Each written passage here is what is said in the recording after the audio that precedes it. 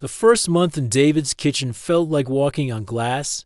Maria arrived early every morning, cleaned everything twice, and kept detailed records of every ingredient she used. She wrote down every penny she thought she owed him, even though David kept throwing away her carefully written notes. "You don't owe me anything," he would say, finding her latest list taped to the refrigerator. "This is a gift, not a loan."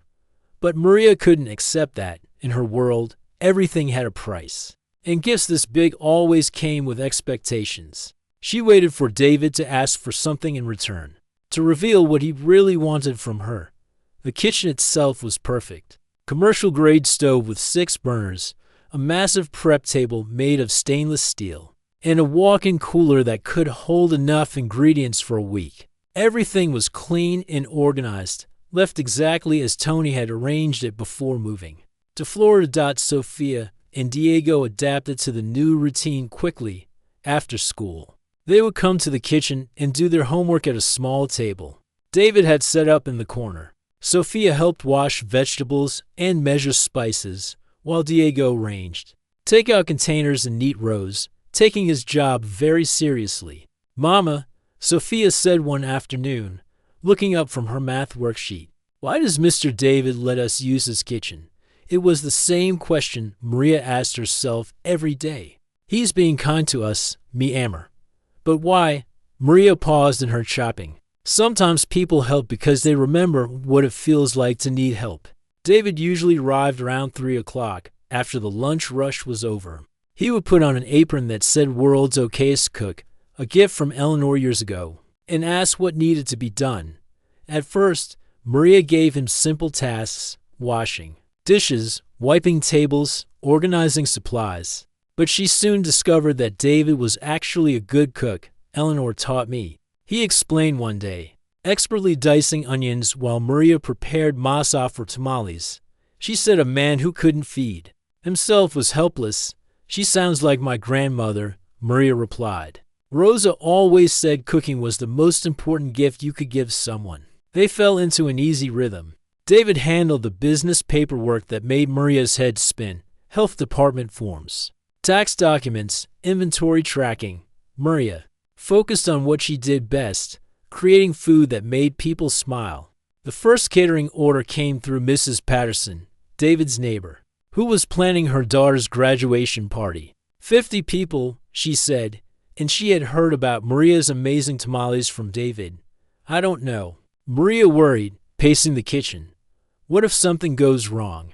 What if the food isn't good enough?" "The food will be perfect," David said calmly. Cleaning his glasses, "I've been eating it for weeks. But this is different. This is real business." David stopped what he was doing and looked at her seriously.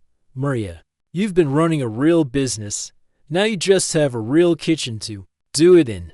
The graduation party was a success.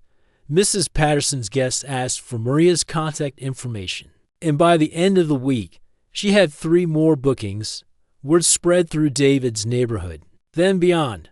One evening, as they cleaned up, after preparing food for a church fundraiser, Diego fell asleep in his chair. Sofia was reading quietly in the corner, and Maria found herself washing dishes beside David in comfortable silence. "Can I ask you something?" Maria said softly.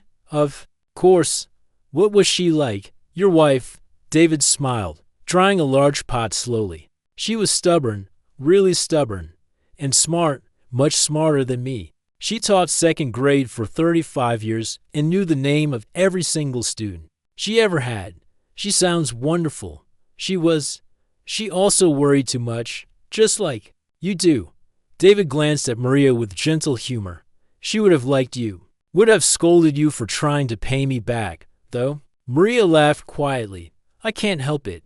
My grandmother raised me to never take charity." "This isn't charity," David said. "This is family helping family." The word family hung in the air between them. Maria felt something shift in her chest, a loosening of the tight control she kept on her emotions. "I miss having family around." David continued. "Eleanor and I never had children. We always said we would someday. But someday never came. Then she got sick, and suddenly there was no more time for someday." Maria turned to look at him, seeing the sadness he usually kept hidden behind his helpful smile. The kitchen was too quiet after she died, he said. Everything was too quiet. When I saw you with Sofia and Diego, saw how you took care of them and your customers, it reminded me what family sounds like. That night, Maria didn't write down what she thought she owed David. Instead, she called her sister Carmen in Houston and told her about the kind man who was helping them rebuild their lives. Are you sure he's not expecting anything? Carmen asked, her voice full of older sister worry. I thought he was, Maria admitted, but I think he's just lonely, and maybe we needed each other. The business grew steadily. Maria hired her neighbor's teenage daughter to help with weekend events. She bought a used van to deliver larger orders, and David helped her paint Abuelo's kitchen on the side in bright red letters. Sofia started calling David Abuelo David without anyone telling her to. It happened naturally, the way family bonds often do. Diego followed his sister's lead, and soon David was helping with homework and attending school events like any grandfather would. One evening, as Maria counted the day's earnings, more money than she had seen in months, David sat at the small table with Sofia and Diego, teaching them to play chess with a worn wooden set that had belonged to Eleanor. Check, Sofia announced proudly, moving her queen. Very good, David said.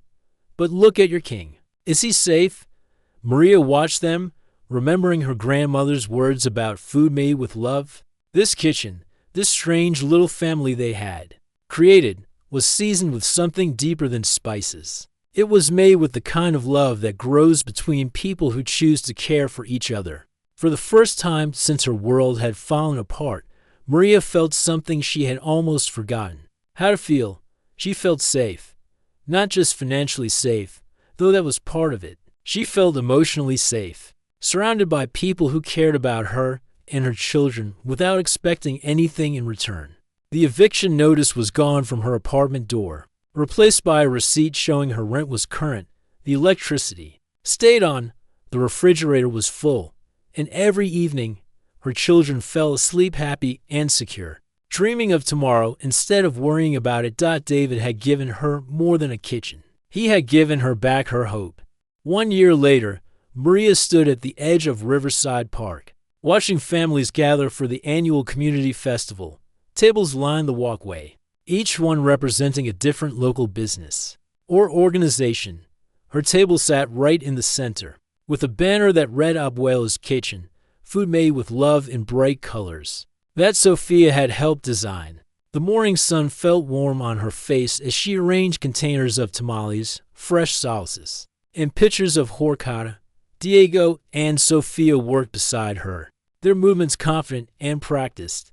They had grown so much in the past year, not just taller, but more secure, more confident in their place in the world. David arrived carrying folding chairs and wearing his lucky apron, the one that said world's okayest cook. At 78, he moved a little slower than when they first met, but his eyes were brighter. The sadness that used to follow him, like a shadow, had lifted, replaced by the contentment of a man who had found his purpose again. Ready for the lunch rush? He asked, setting up chairs behind their table. Born ready, Maria replied, using one of his favorite expressions.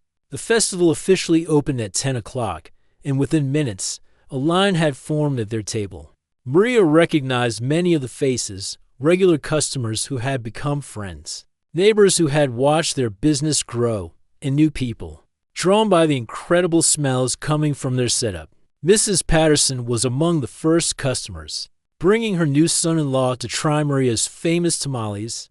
This is the woman I told you about, she said proudly, best cook in the city. As Maria served customer after customer, she noticed a young man standing at the edge of their area, counting coins in his palm with the careful attention of someone who didn't have many. His clothes were clean but worn, and something about his posture reminded her of herself a year ago.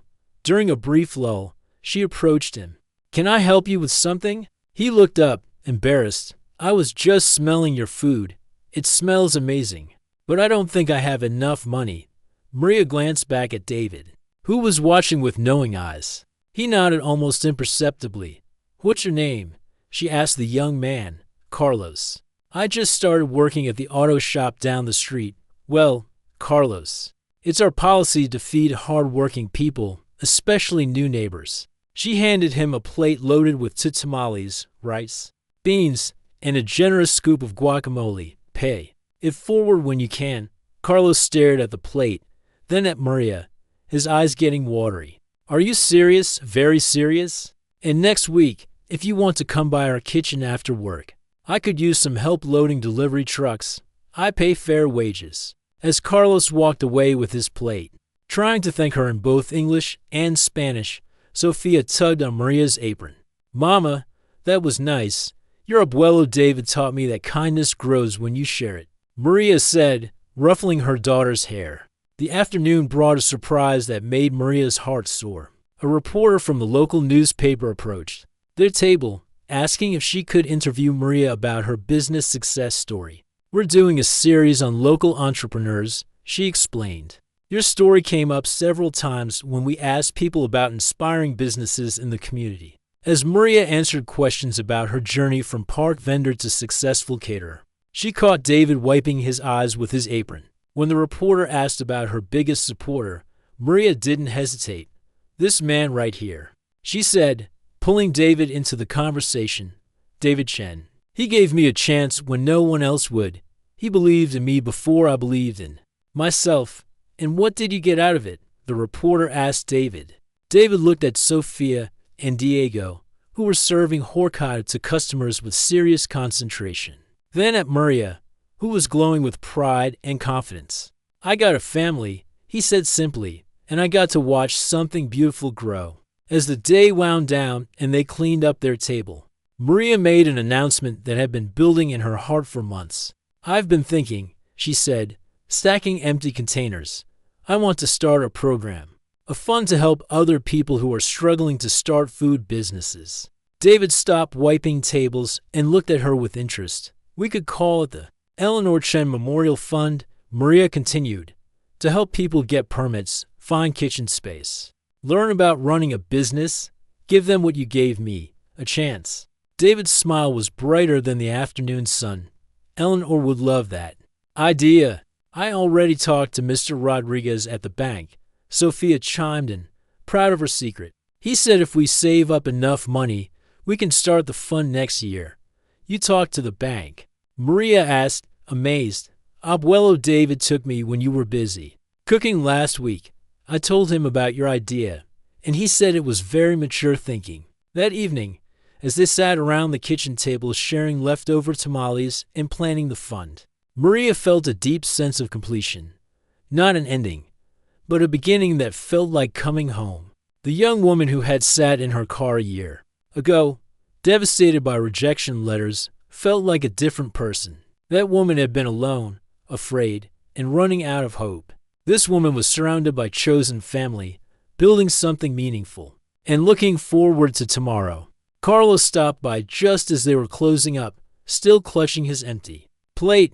Mrs. Maria, he said shyly, I wanted to thank you again. And to ask about that job you mentioned? Maria smiled, remembering another young woman who had needed someone to believe in her.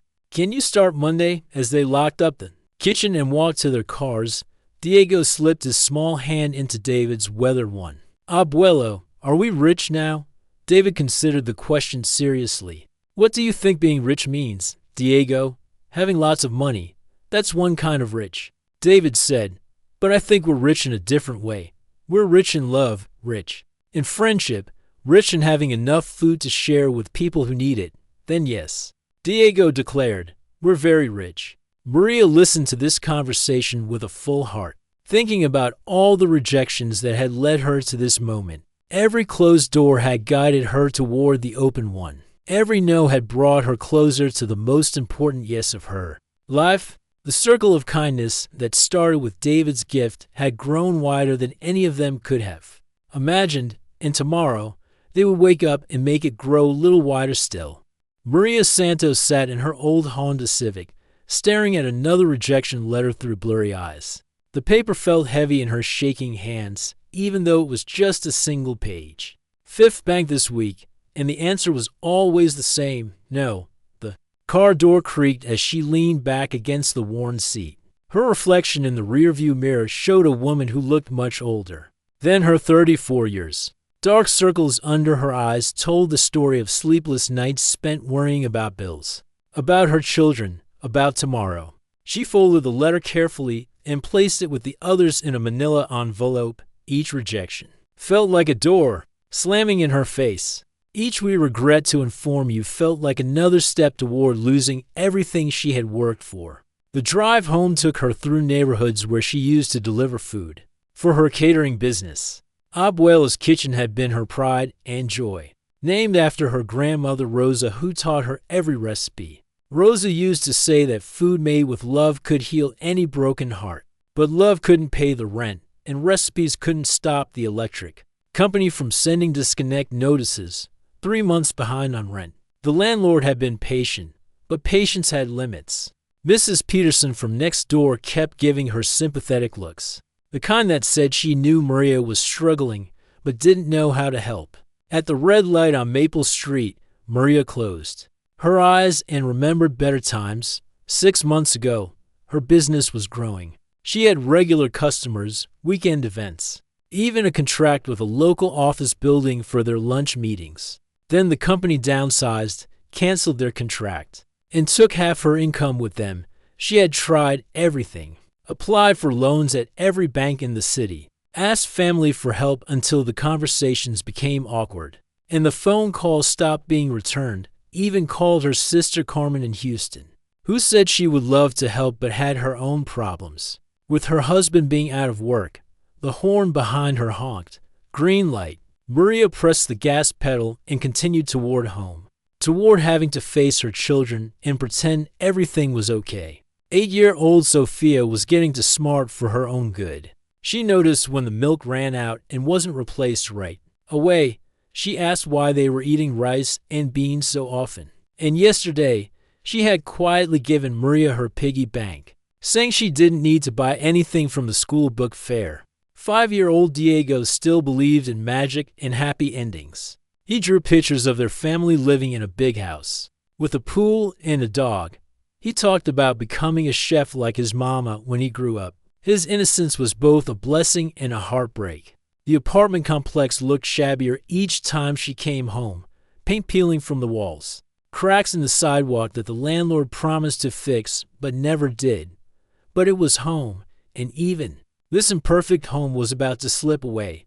Maria climbed the stairs to apartment to B, each step feeling heavier than the last. The eviction notice was still taped to her door, a bright yellow reminder that she had 2 weeks to come up with 3 months' rent, or find somewhere else to go. Inside, Sophia was helping Diego with his coloring book at the small kitchen table. They looked up when she entered, and Maria quickly arranged her face into a smile.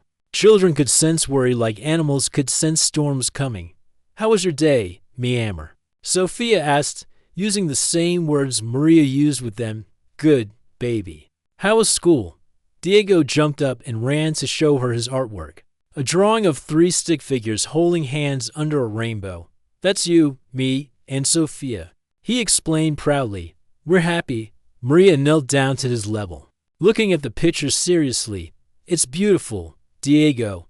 We are happy, aren't we?" He nodded enthusiastically. Sophia watched from the table with older, more careful eyes. That evening, after the children were asleep, Maria sat at her laptop searching for jobs, for opportunities, for any way out of the hole she found herself in. She had always been strong, always found a way to make things work. Her grandmother Rosa had raised 5 children alone after her husband died young. She had taught Maria that Santos women didn't give up. But tonight, staring at job listings that required experience she didn't have or paid less than her rent cost, Maria felt something she had never allowed herself to feel before. Fear. Real. Cold fear that she might not be able to protect her children from what was coming. She looked around. The small apartment. Sophia's school pictures on the refrigerator. Diego's toy cars lined up carefully on the windowsill. The couch where they watched movies together on Friday nights. All of it might be gone soon. The phone rang, startling her. The caller ID showed her landlord's number. Maria stared at it until it stopped ringing. She wasn't ready for that conversation yet. She needed more time to figure out a plan, to find a miracle, to somehow become the strong woman her children needed her to be. Outside her window, the city continued its busy life. People going about their evening routines, safe in their homes, secure in their lives. Maria pressed her forehead against the cool glass and whispered a prayer. She wasn't sure anyone was listening to anymore. Tomorrow she would try again. Tomorrow she would find a way. She had to. But tonight, for just a few minutes, she allowed herself to feel the weight of all those rejections, all those closed doors, all those sympathetic smiles that came with nothing helpful behind them. Tonight, she felt alone in a way she had never experienced before, even when she was actually alone. The rejection letter from the bank sat on the table beside her laptop, a reminder that sometimes trying your hardest still wasn't enough. Sometimes being a good person, a loving mother, a hard worker still wasn't enough to keep the world from crumbling around you. But tomorrow was another day, and Santos women, as her grandmother used to say, were made of stronger stuff than they looked. Maria's first instinct was to run. When she saw the older gentleman walking toward her and the children at the playground, every alarm in her head started ringing. She had learned to be cautious about strangers, especially men who approached her when she was alone with Sophia and Diego. "Diego, Sophia, come here please," she called softly, not wanting to alarm them but needing them close. The man stopped a respectful distance away and held up his hand slightly, as if he understood her caution. "I'm sorry to bother you," he said. His voice was gentle, with a slight accent she couldn't quite place. "My name is David Chen. I've been buying tamales from you at the park." Maria studied his face, trying to remember. There had been so many customers, so many faces over the past few weeks. Then it clicked, the quiet man who always ordered one tamale and horchata, who complimented her grandmother's recipe. "Oh, yes," she said, relaxing slightly but keeping the children close. "I remember, but I'm not selling food today. I don't have my table." David nodded. "I know. I saw what happened with the park ranger the other day. I've been thinking about it ever since." Sophia tugged on Maria's hand. "Mama, can we go on the swings?" "In a minute, me ammer." Maria looked back at David, waiting to hear what he wanted. In her experience, people who thought about her problems usually wanted something from her, not to help her. "I know this might sound strange," David continued, "but I think I might be able to help you. I have some ideas about your food business. I appreciate that. But I don't think there's anything. What if I told you I know of a commercial kitchen? Space that's sitting empty? One that's already set up with all the permits and health department approvals?" Maria felt her heart skip, then immediately told herself not to get excited. "Sir, I appreciate the thought, but I can't afford to rent commercial space. I can barely afford." She stopped herself. She didn't need to share her problems with a stranger. David shifted the notebook from one arm to the other. What if cost wasn't an issue? Now Maria was really suspicious. She had heard stories about people who offered help that came with strings attached, who preyed on desperate situations. "Nothing is free, Mr. Chen. What would you want in return?" It was a fair question, and David appreciated her directness. "Honestly, company. My wife died 6 months ago, and I've been pretty lonely. I used to help her in the kitchen when she cooked for church events. I miss that feeling of being useful." The answer was so unexpected that Maria didn't know how to respond. She studied his face, looking for signs of deception, but saw only sadness and something that looked like genuine hope. "Mama," Diego whispered loudly. "Is he the nice man who likes your tamales?" "SHH, baby." Maria looked back at David. "I don't understand. You're offering to let me use a kitchen for free?" "Not exactly free," David said. "I'd like to help sometimes, if you let me. I used to teach high school mathematics before I retired, so I'm good with numbers. Maybe I could help with the business side of things." Maria's mind was racing. It sounded too good to be true, which usually meant it was. But something in David's voice, something in the careful way he kept his distance, and spoke softly around the children, made her want to listen. "Why me?" she asked. "You don't even know me." David was quiet for a moment, watching Diego kick at the playground sand. "I've been watching you for weeks. The way you treat your customers, the way you take care of your children, the way you help other people even when you're struggling yourself. You remind me of my wife. She always said the best people are the ones who stay kind even when life is hard." Something in his voice when he mentioned his wife made Maria's suspicions soften slightly. She knew that kind of pain, had heard it in her own voice when she talked about her grandmother. "What kind of kitchen?" she heard herself asking. David's face brightened slightly. "It used to be a small restaurant. My friend Tony ran it for 15 years before he retired and moved to Florida. Everything's still there: commercial stove, prep tables, walk-in cooler. The health department permit is still valid for another 8 months, and you own it. Tony left it to me when he couldn't find anyone to take over the lease.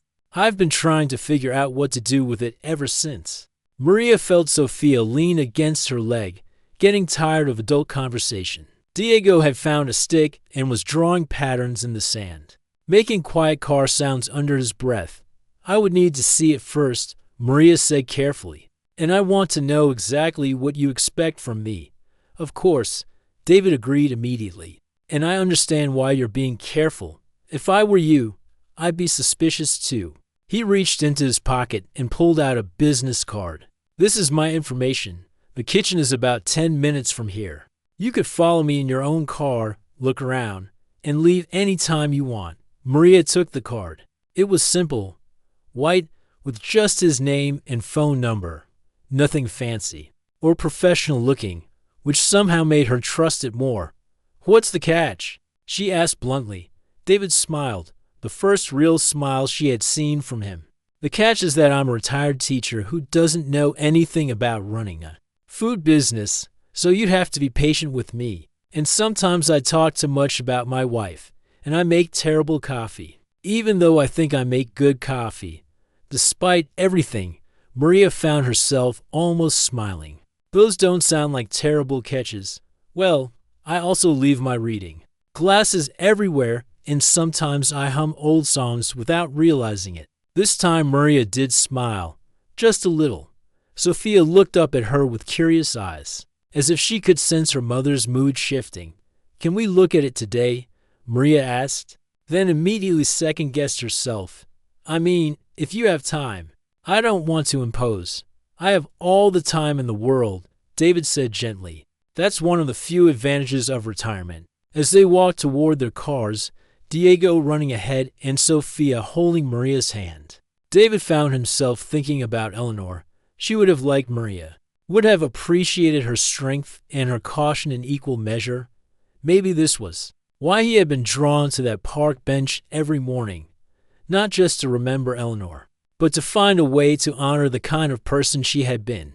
Maria's Honda made that grinding sound again when she started it, and she saw David notice it in her rearview mirror. Another worry to add to her list, but somehow, for the first time in months, her list of worries felt a little shorter than her list of possibilities. David Chen had been coming to Riverside Park every morning for 6 months now. The same bench, the same time, the same thermos of coffee that his wife Eleanor used to make for him. Even though she was gone, he still made it her way to sugars, a splash of cream, and a pinch of cinnamon. The park was peaceful in the early hours. Joggers passed by with their morning routines, dog walkers chatted with familiar faces, and the food vendors started setting up for another day. David watched it all from his bench like a quiet observer of life continuing around him. He noticed her on a Tuesday morning in late spring, a young woman with tired eyes and careful movements, setting up a small table near the playground. She had 2 children with her, a girl who looked about 8 and a little boy who couldn't stop moving.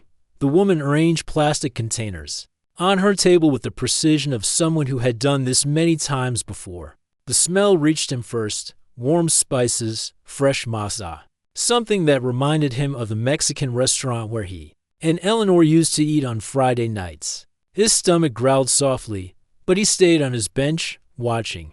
The woman called out in both English and Spanish, advertising her homemade tamales and fresh fruit drinks. Her voice was strong, but David could see the worry in the way she kept checking the park entrances as if she expected trouble. A few customers approached her table. David watched how she smiled at each one, how she took extra time with an elderly man who seemed confused about his order, how she slipped an extra tamale into his bag when he wasn't looking. When a mother with 3 small children counted her change twice, the vendor quietly reduced the price without making it obvious. The little girl helped her mother, standing on a small crate to reach the table properly. She counted change carefully, her tongue poking out in concentration. The boy played nearby, but never wandered far from his mother's watchful eyes. David found himself coming to the park earlier each morning, timing his walk to coincide with their arrival. He learned their rhythm, how the woman tested each batch of food before serving it, how she saved the best fruit for her children's drinks, how she always had a kind word for other vendors, struggling to make ends meet. One morning, he overheard her on the phone. She thought she was speaking quietly, but sound carried in the morning air. Something about rent, about needing more time, about promises she was trying to keep. Her voice cracked just slightly before she composed herself and returned to serving customers. With that same bright smile, he started buying from her on Thursdays. Just a simple order, 1 tamale and a horchata.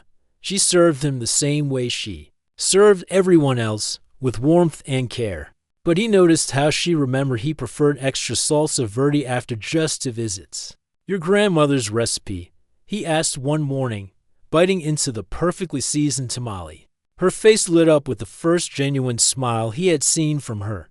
"Yes, sir. She taught me everything I know about cooking," said food made with love. "Tastes different." She was right, David replied, and meant it. The children warmed up to him gradually. The little boy, Diego, started waving when he saw David approaching.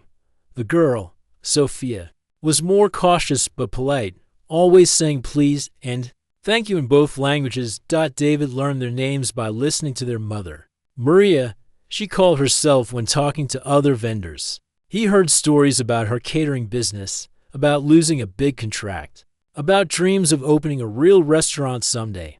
Always spoken with hope, even when hope seemed fragile. Then came the morning that changed everything. David arrived at his usual time to find Maria packing up her table quickly, her hands shaking. A park ranger stood nearby, writing on a clipboard with the mechanical precision of someone who had done this too many times. "Ma'am, I'm sorry, but you need a permit to operate a food service in city parks," the ranger was saying. His voice wasn't unkind, but it was firm. "This is your second warning."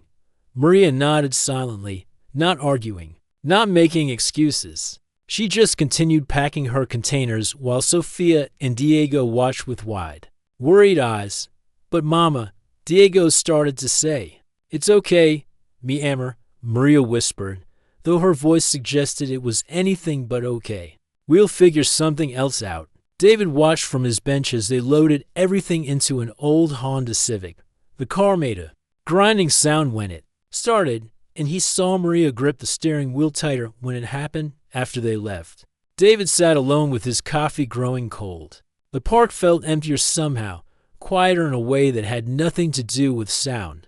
That evening, David found himself at his computer for the first time in months. Eleanor had always been the one who researched things, who figured out solutions to problems, but tonight, he typed food service permits Phoenix into the search bar and started reading.